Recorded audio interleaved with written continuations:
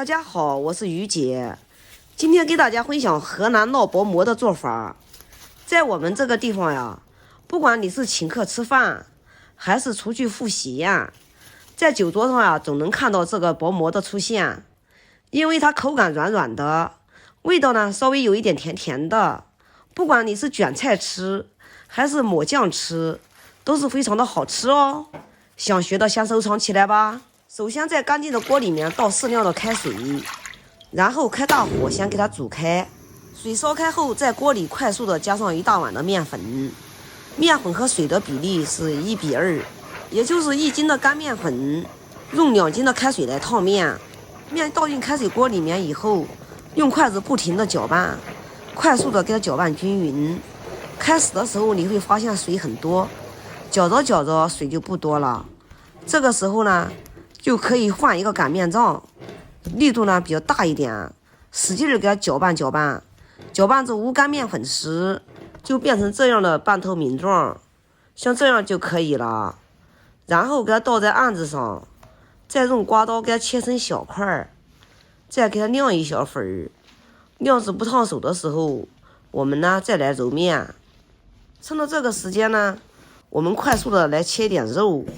等一会儿呢，做一个农家小炒肉，留着卷饼吃的。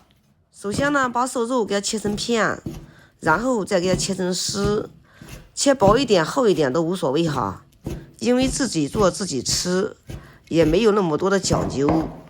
切好以后，先给它放入盆中备用。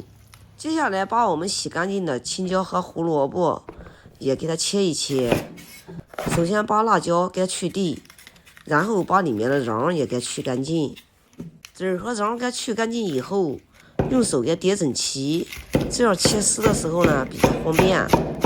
给它切成细丝，切好以后给它放入盘中备用。现在把胡萝卜先切成片，然后呢给它切成细丝，切好以后也给它放入和辣椒一起备用。最后呢，再来切点小料，等一会儿留爆锅用的。把葱呢切成段儿，姜呢给它切成丝，切好以后也给它放入盘中备用。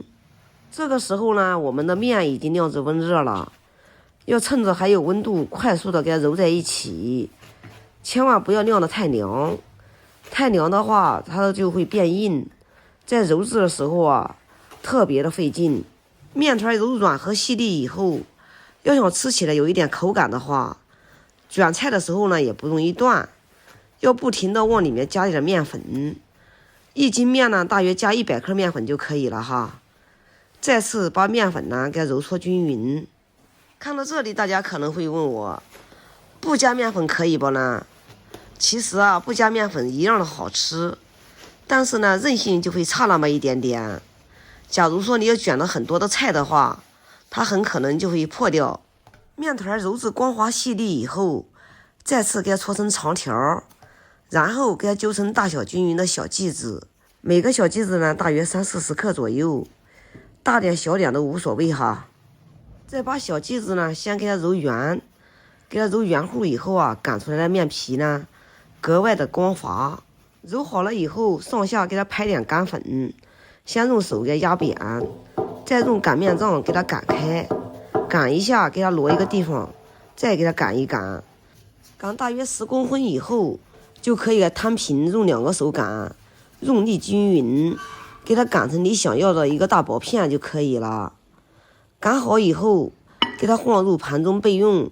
接下来再给大家分享一个快速擀薄饼的方法，就是把2个小饼给它揉光滑细粒以后按扁，中间呢给它撒一点面粉防粘。把2个小饼给它摞在一起擀的手法呢，和一个一个擀的手法是一样的，也是给它擀一下，给它换个地方，再给它擀一擀，不停的换地方。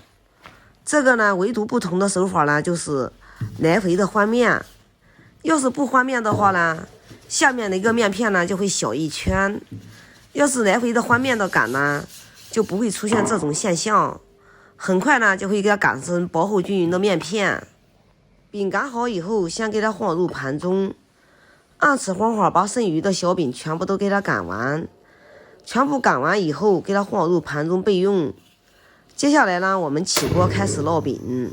锅烧热以后，下入我们擀好的薄饼，烙大约5至8秒以后，快速的给它翻一个面，再给它烙制片刻，再给它翻一个面，烙至下面起小泡泡时，这个时候呢，饼已经熟了，要快速的出锅。